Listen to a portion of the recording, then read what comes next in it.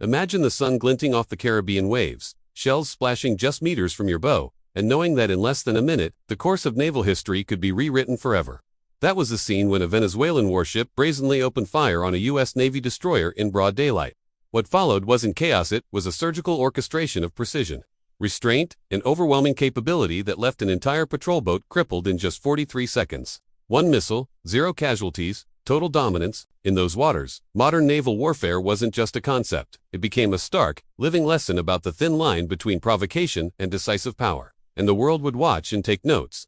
Hit subscribe now, because what you're about to witness didn't just make headlines, it changed global naval strategy in ways few understood at the time. Commander Sarah Mitchell faced a choice that would define her career: either retreat under fire and risk escalation, or deliver a response so calculated that it would forever alter how maritime confrontations are measured.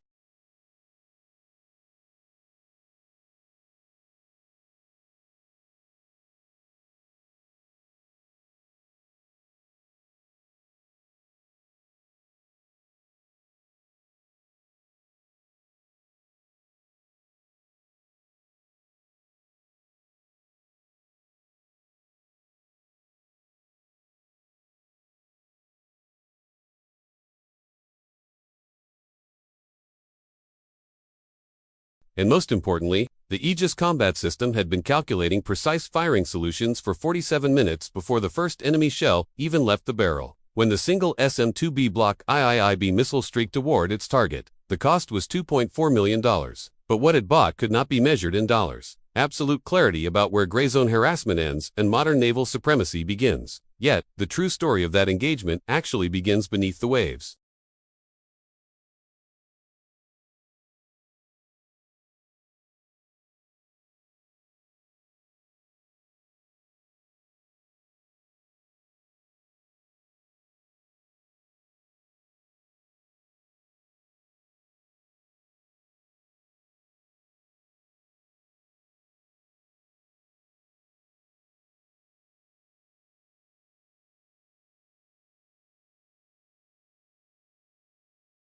When Commander Mitchell turned the Gravely to a new bearing, it wasn't a retreat, it was tactical positioning.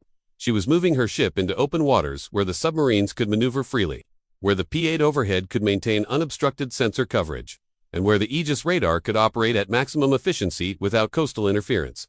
The entire chessboard was being rearranged, and her opponent didn't even know all the pieces were in play. The calculated restraint of the weapon choice itself is a testament to modern naval strategy. The SM-2B Block IIIB is primarily an anti-air missile, designed to intercept aircraft 90 miles away or even target ballistic missiles in their terminal phase.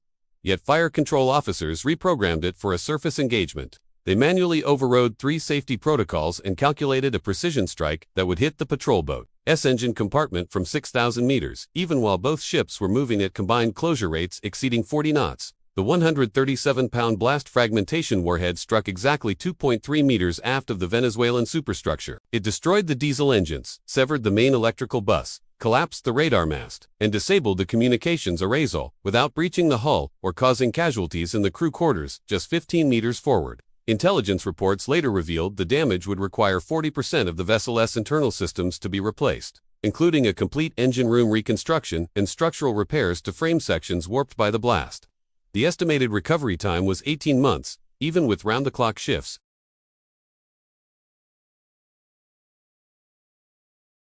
For the Venezuelan radar operators, who had only ever seen warning signals in simulations, reality struck with terrifying immediacy.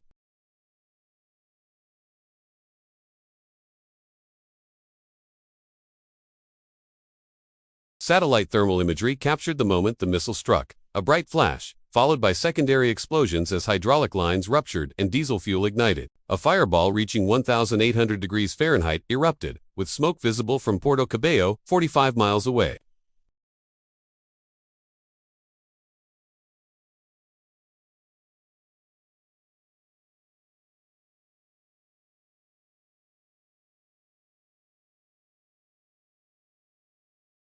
Yet the Venezuelan commander's harsh lesson pales in comparison to the global understanding that emerged.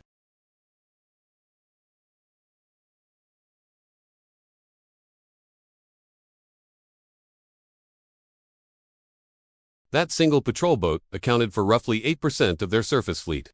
one of only 12 vessels capable of extended offshore operations. Its loss opened gaps in their coastal defense spanning 40 nautical miles. When economists tallied the indirect costs, grew retraining, extended dry dock periods, procurement delays due to sanctions, and missed missions, the true price of that aggression went far beyond the simple repair estimates. International observers, including Chinese naval attaches, requested detailed briefings within 72 hours. They sought insight into American decision-making, weapon selection, and damage assessment, reflecting a deep concern about similar scenarios playing out in the contested waters of the South China Sea. But the most profound lesson wasn't for Venezuela at all. It was in restraint. Commander Mitchell fired once, not 23 times. She demonstrated that overwhelming force, when paired with deliberate, controlled action, sends a message more powerful than pure destruction ever could. Fire control logs later revealed that Gravely had 23 different targeting solutions ready, ranging from a single missile to coordinated strikes using her full weapons array, submarines, and aircraft-launched munitions.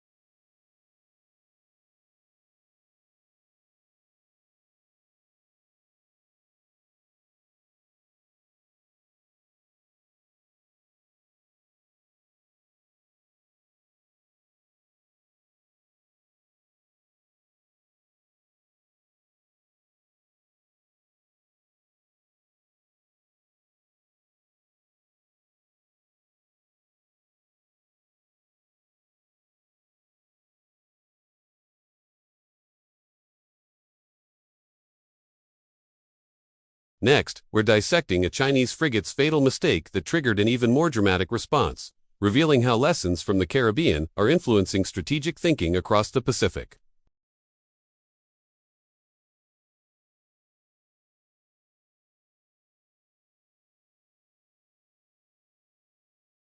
From the moment the first shell splashed to the instant the fireball erupted, this engagement showed that dominance isn't about shooting everything in sight. It's about choosing exactly how, when, and where to strike, leaving an enduring legacy of strategy, discipline, and measured authority for generations of commanders to study and emulate. The Caribbean waters that day became a live classroom teaching the world that true power is shown not just by weapons but by the mind behind them, and that the most effective message is often delivered in a single unforgettable moment. Thanks for watching.